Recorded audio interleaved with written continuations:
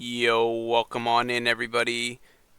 It is time for another episode. This is the solo four-man hardcore group Iron. So let's just jump right into things.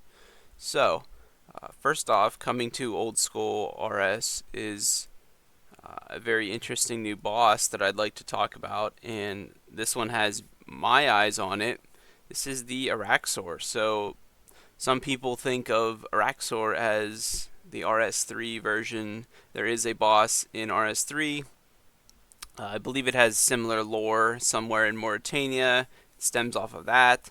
Obviously, they're both spider bosses.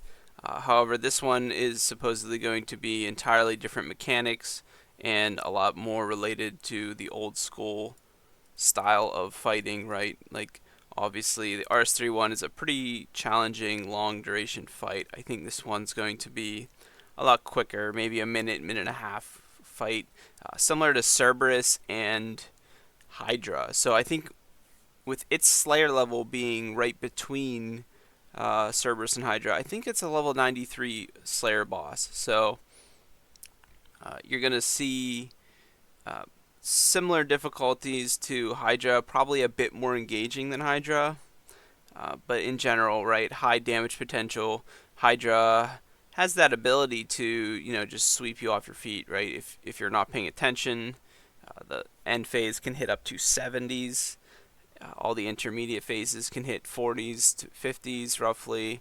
You have lightning attacks. You have flame walls coming up. A lot of varying attack cycles from the Hydra, right? And then Cerb, a bit more basic. He does have some rotating auto attacks with mage range melee triple attack, as well as summoning ghosts that could hit up to 90 damage if you make mistakes, and summoning lava pools under your feet. So what we have here is I would like to pull up the Osrs page here. So the Araxxor. Let's just kind of briefly scroll through this. Okay, so we're getting right into some of the drops here. The Amulet of Rancor. So this is what I have my eyes set on, and obviously this is going to be the rarest drop. I would expect this to be this boss's drop table to be sort of along the lines of Hydra, right? Hydra has a couple notable drops. The Hydra Leather for Ferocious Gloves, as well as the Amulet of Rancor upgrade, which, would probably be, or sorry, Hydra, we're talking about Hydra. Hydra has the Hydra Leather and the Claw, which the Claw is twice as rare, being a 1 in 1,000. So what I'm thinking of is this Amulet of Rancor. It's probably going to be the big ticket item, right? This is a full BIS, best in slot amulet upgrade from the Torture, which the Torture has reigned supreme in OSRS for at least 7 or 8 years. I mean, since Monkey Madness 2 came out, it's been at least like 7 or 8 years. Finally upgrading the Amulet of Torture here, we have 12 melee strength with the 2 prayers. So the Zenite jewelry pieces have 2 prayers as well, so nothing changing there. 12 strength up from 10, which is an additional 2 strength over the Torture, which was already the best in slot melee strength, so you have a slight damage buff there. And then, wow, 25 accuracies. Okay, so we're going from plus 15 to plus 25. That's a plus 10 upgrade, so very, very accurate. That's going to help out for things like Scythe. Scythe hits. Osbaldon's Fang rolling twice is going to benefit from those bonuses. But yeah, I like the 25, 25, 25. It's very even to the Crush bonus as well. Things like Inquisitor's Mace, Zami Hasta, Dragon Hunter Lance on the Crush option. You're going to see a nice boost there for things like Tecton or potentially some Seracnus, whatever else is weak to Crush. It's going to be an excellent upgrade to the amulet, and I believe the way they're saying it here, right here, players not wanting the Torture to be just dead and outdated. So the 93 crafting grind is not in vain.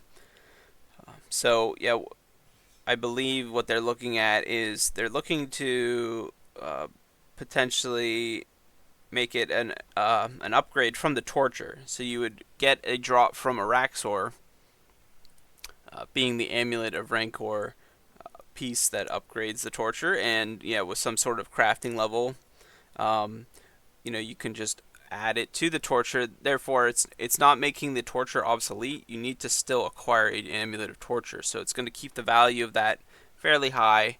Zenites will still be expensive. However, yeah, this is going to be that best in slot new amulets. So that's for melee. You got to remember, this is just melee. It's still going to be Anguish and Occult for range and mage, respectively. Yeah, it looks like there's some belief of making it untradeable.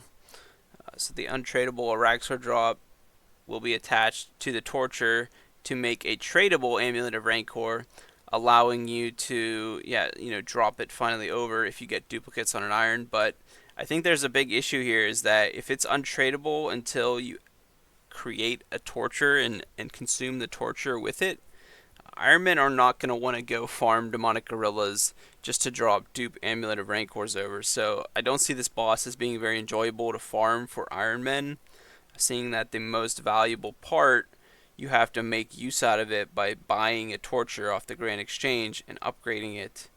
Very interesting how that's going to work for mains, but they can still profit from the untradeable drop. They would just need to buy an Amulet of Torture and then resell the Amulet of Rancor.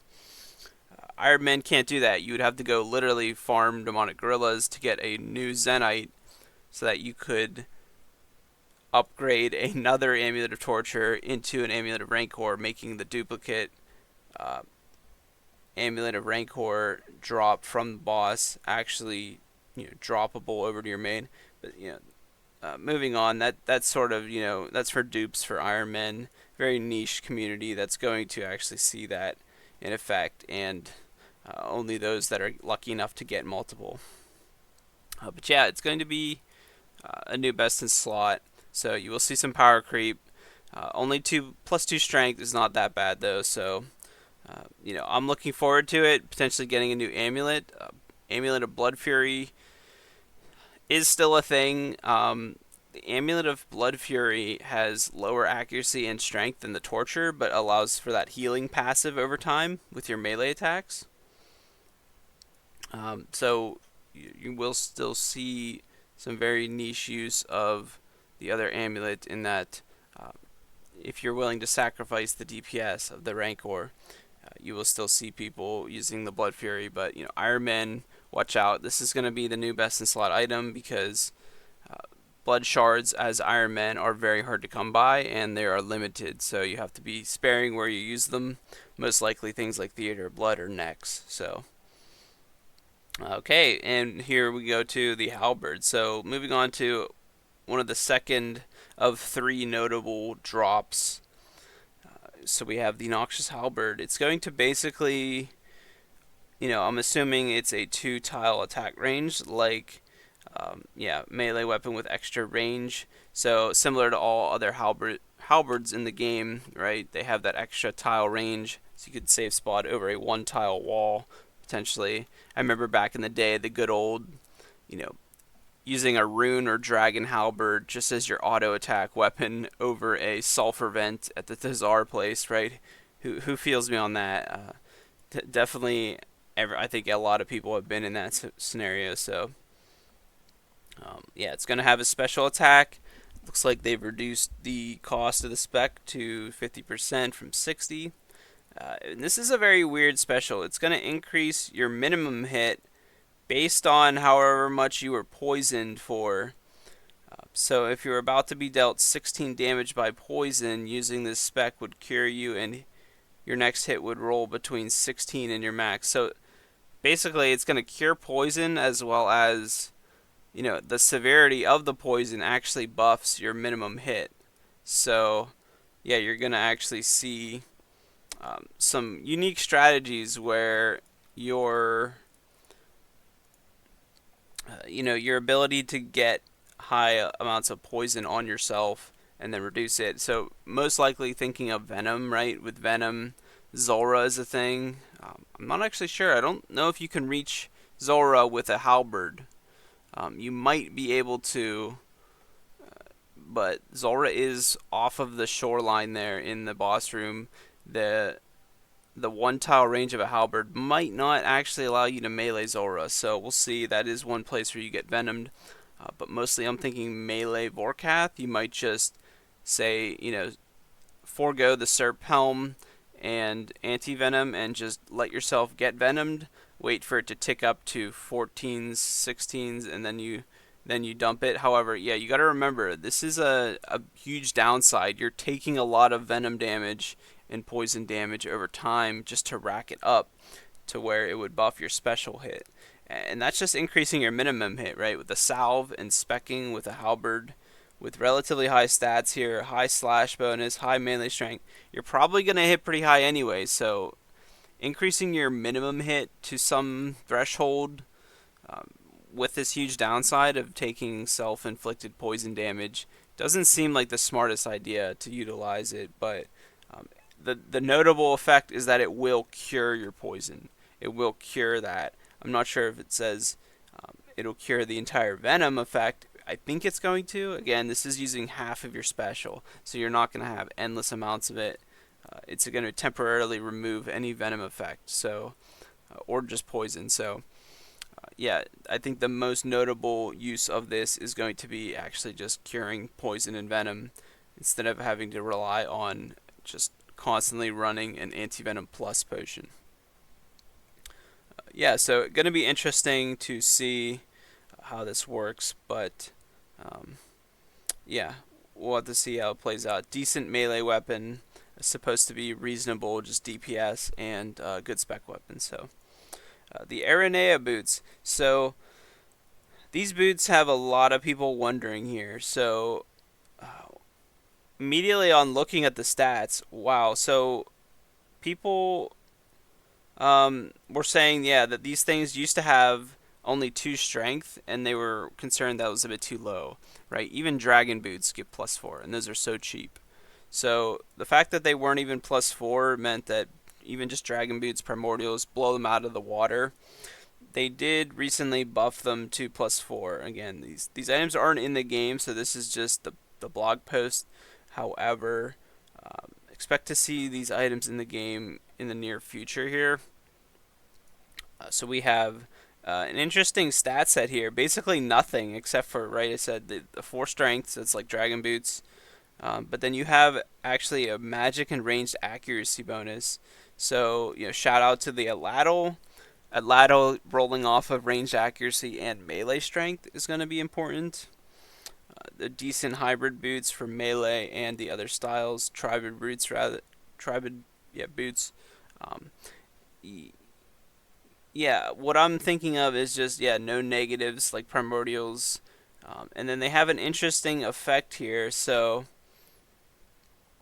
these boots are going to remove an instance of getting caught in a spider web. I believe it's going to occur once every 10 seconds. It's going to kind of work on its own independent cooldown. So a lot of people are theory crafting, these will be brought into Theater of Blood. Only losing 1 melee strength is not that big of a deal. You're going to lose 1 melee strength over primordials. However, you're going to allow for yourself to free yourself from the webs in the Verzik web phase. It's potentially saving you a death, right? That could save you your life if you are low health, or you take a big 50 from it and you are now low health. You take damage from other sources. Verzik, whoever she's targeting as a tank, she will focus that person. It could potentially melee them right after taking a web. Yeah, so another place that folks are going to be bringing these boots are going to be the other spider bosses that exist in the game. So you have Sarachnis, which has a webbing effect. These would work perfect for that because the cooldown of 10 seconds to be freed from one singular web should align with how often you get webbed there. I believe you get webbed like once every 15 seconds maybe. It might be a little bit longer, so you'll pretty much always be freed up. There is the Ring of Stone tech people are talking about.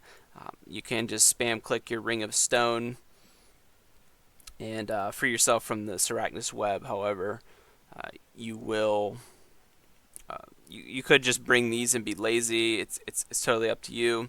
There's also the Wilderness Spider boss, the Wildy Spider boss in Spindle, and Venenatus. If there's, I believe the Spindle fight has a lot of webbing going on. I'm not sure about Venenatus. Does it still do webs? But yeah, it's going to be interesting to see where these boots are brought. There are some other upgrades from this boss. There's going to be some Herblore secondaries dropped, which will allow you to have an extended Anti-Venom Plus, going from 3 minutes of Anti-Venom immunity to 6 minutes. So, going to be requiring 94 Herblore. Fair bit of chatter around the Anti-Venoms in general and their Herblore requirement compared to the value, yada yada. So yeah, there's some of the upgrades from the boss. Obviously, it's going to bring some interesting new accessories to Old School. So yeah, moving on here. That's pretty much Araxxor in a nutshell. There are some other things that I would like to sort of go over here. So let's actually take this away. Let's pull up. So high scores. This is what I've been looking at recently for my accounts. So I'm going to show everybody. A lot of people have trouble finding this, but it's very easy to actually find my hardcore group on the high scores. So you simply go to the main page here. Here we are. And you're going to go under Group Iron, click the Hardcore Group Iron tab. And then here you see these little numbers, 2, 3, 4, 5. This is your team size. You have to sort by that. Otherwise, the default is the 5-man size. So obviously, I'm not eligible for the 5-man because I only have 4 players. So we got to click the 4, and then boom, right there you're going to see me sub 2. This is my competitor above me. This is Devious, Zulu, Alfie, Alkin. They are mostly maxed. You have 2 people maxed right here with Alfie and Devious. They have 2277. That's the max total. And then you have a couple that are very, very close. So I actually looked at the math. These are about 2, if you add all these up, this is about 200 total level behind absolute max. So if I add up Zulu's remaining and Alkin's remaining total to max, you get about 200 total level, which means if I go back to me, so here I'm at about 8,500. Let's say I'm about 400 shy of passing rank 1. With being 400 shy, you look at these totals, right? With the rank 1 above me being about 200 total level shy of all 4 maxed, that means to pass them, I can also be about 200 below max. I just need to be, I need to be like 190 away from maxing all 4. So divide that up by 4, that's about 40, 45 total level per account that I can skip out on instead of going all the way to 99. Some notable ones are going to be agility. So if I look at some of my characters here, mostly 99s with like combats, but so prayer is going to be one of them, only at 89 or 90ish on each account. Agility, I'm sitting at 80 to 86ish on each account. Herblore, only in the 80s. So I'm looking at agility, Herblore, and prayer as being some of the 3, as definitely being 3 of the skills where I leave off on some of the total level to maxing. So you're obviously going to get the easy ones with like cooking, fletching, fishing, fire making, go back to Winter Todd. Crafting's pretty fast with molten glass. And then yeah, maybe smithing again, leaving a few total levels off of 99, so stopping at 95, for example. But yeah, I'll finish thieving. I'll get most of rune crafting. Con is pretty fast, it's just expensive, and Hunter's a pretty fast skill. So yeah, the plan to get to this rank 1 spot, currently 400 total away from passing them, is to just get as many total levels that I can in various skills. And looking at the numbers, I can skip off on some of those higher level 99s. So for example, the Herblore, prayer, runecraft, or smithing, potentially, agility. The slow ones that are extremely, extremely slow to go from, let's say, 95 to 99, this last 4 levels, that's only 4 total level. And like I just explained, I can skip out on at least 190 to 200 total and still get rank 1. So each character can pick about 3 or 4 skills where I leave off at like 90 to 95. As long as I max every other skill to 99, I will officially take over the rank 1. So that's one of my short-term goals here, to just slowly work on total level. Hence you see a ton of skilling here in the background, doing fishing, mining, wood cutting, just anything to kind of get some total level up while I'm making videos, recording, etc. So that's sort of where I'm sitting at as far as the high scores page and plans. Recently in game, what I've been working on are the same goals that I have had. So I last video explained how I was doing some agility to get 86 for the elite diary in the desert area, in which I could utilize the Calfight Queen shortcut. So I have been doing that. I did a couple tasks there. I finally got my dragon two-hander, which is a clue item that I need. So that's nice. I can finally do that master clue step and just share the D2H amongst the characters as they need it. As far as the other drops that I'm looking for there, it would just be some extra dragon picks. I only have 2 dragon picks, so I would like to get a 3rd duplicate as well as even hopefully get a 4th. That way I can just put 1 on each character and not have to worry about it. I might even need 5 because you can actually store a dragon pick in your TOA little pickaxe storage area.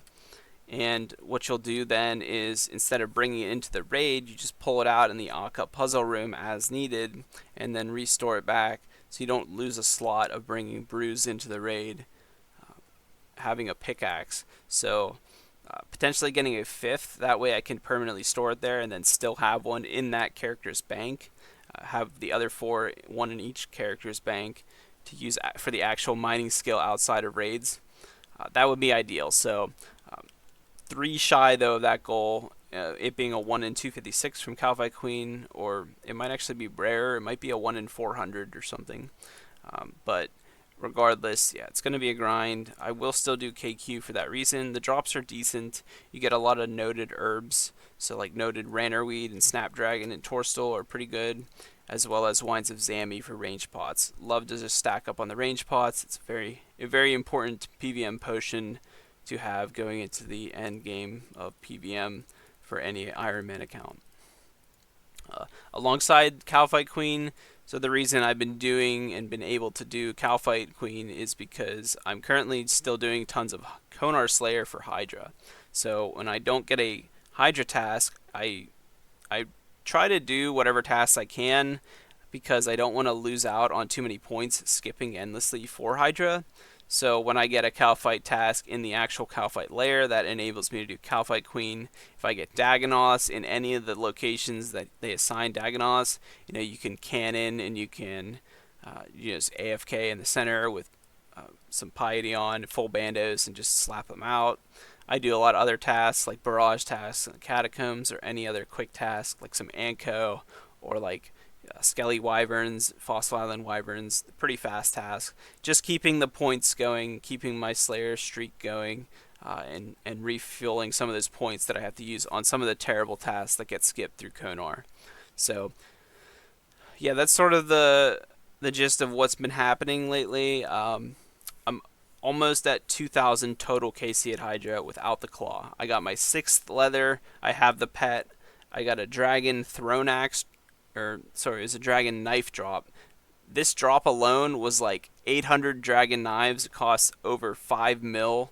I got a very, very shiny light beam from the loot on the ground, as it was an expensive drop at over 5 mil. And I kind of freaked out thinking, oh my god, is that the claw? But yeah, unfortunately, it wasn't even a leather or the claw. It was just a dragon knife drop. Actually, the dragon knives are 1 in 2,000, so twice as rare as the claw. Pretty unfortunate to get a 1 in 2,000 drop before receiving a single 1 in 1k. However, yeah, we're going to still be farming Hydra, looking for that claw. Immediately then what I'll be doing is I'll be doing construction. I have over 40,000 mahogany planks, so I'll be just sending a little bit of construction to get over 90 on my main rating account, currently at 85. That won't take long. I already have the planks made, and then after that move right into Chambers of Zarek, because there's a chest in Chambers of Zarek you can use your con level to get some extra points out of, and there's a level 90 tier chest. I've explained this in previous videos, but basically, yeah, you get some extra points for making the third tier at level 90 con. The final tier being at 99, I don't quite have the planks made to go all the way to 99, but it's very minimal. It's just a little bit of extra points per raid, but I do like to go out for those things and make sure that they are acquired on my account, because then going forward every raid, right, I'm just going to end with an extra 100 or 200 points towards getting loots. And yeah, hopefully search for the elusive twisted bow. I'm not going to be too eager to get super lucky on that RNG drop. It is a 1 in 1,000, given about 30k points per solo raid to get a twisted bow, so 1,000 raids roughly to go on rate. And as we see with Hydra, I'm double rate already for the claw, so there's no telling when I would get a T-bow or any of the mega rares, really. Looking mostly to get like some dragon claws would be an excellent upgrade for my spec repertoire. And augury, I still don't have augury. I'd like to get dex scrolls for the other characters to just have access to rigor. Ancestral pieces would be excellent. That's just a strict upgrade. And Dragon Hunter crossbow also would just be a massive ranged upgrade for me. So yeah, that's kind of where things are at. Yeah, expect to see some exciting updates coming out. I think that the new Araxxor boss, one thing that I didn't mention real quick, is that I'm fairly confident that this boss will not have like some crazy one-shot mechanics. They even explained in some of the footage and the talk about it that the boss will have some sort of spider spawns, and if you decide to kill them, you'll have a relatively safe fight, despite it taking longer because you have to stop hitting the boss to kill these spiders. So I'm assuming for hardcore Iron Man, there's going to be that safe route. Play it safe, clear off the spawns, and continue with the boss. Have a slower kill time, but you take a lot less damage, or the risk it for the biscuit method and just going all out on the boss. Ignore the minions and hope to DPS the boss before the spiders take you out. Me being a hardcore, going to be playing it safe, and should be an easy boss to farm, given that the Slayer level, it's between Hydra and Serb, so I'm expecting something roughly around Hydra difficulty, maybe slightly more intensive, but Hydra's not difficult at all. So yeah, I expect that this is going to be an easy boss to farm. Not like easy, but a relatively safe and controlled fight, to where I'm not like risking getting one shot by like a Zuck in the Inferno, or getting one shot by some type of monsters in the Colosseum like the Minotaur and Colossals that could just hit over 60 damage in one hit.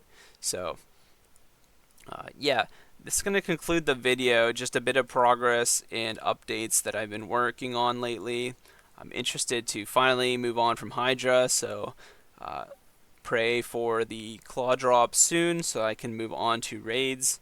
And yeah, alongside that, looking forward to the new updates coming out in the game. So thanks everyone for tuning in. I am going to be ending the video here. Be sure to comment below, like the video, subscribe to the YouTube channel. Also, you can check out my links in the description if you would like to catch me live on Kick or any of my other streaming platforms. I don't stream as much on Twitch currently, but that may change in the future, so give my Twitch and Kick a follow, and I will catch everybody on the next video. Peace out.